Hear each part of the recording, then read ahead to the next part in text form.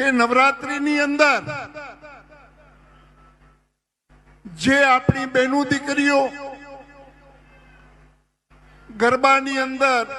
રાસ અને દાંડિયા રાસની અંદર જ્યારે જાય છે ત્યારે ઘણા એવા વિધર્મીઓ જે ચાંદલા કરે,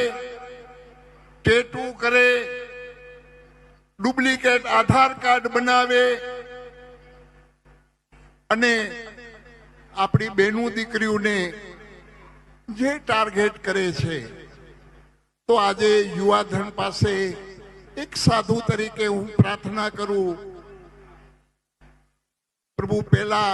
બહેનો દીકરીઓ માટે માથા દઈ દેતા, હવે ખાલી ધ્યાન તો રાખજો, તમે ખાલી માથા દેવાની જરૂર નથી, દઈ પણ દેવાય તોય વાંધો નહીં.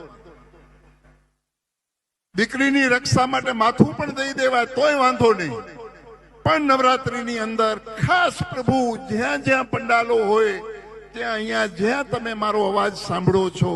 તો એક સાધુ તરીકે, ભગવા ભેખ તરીકે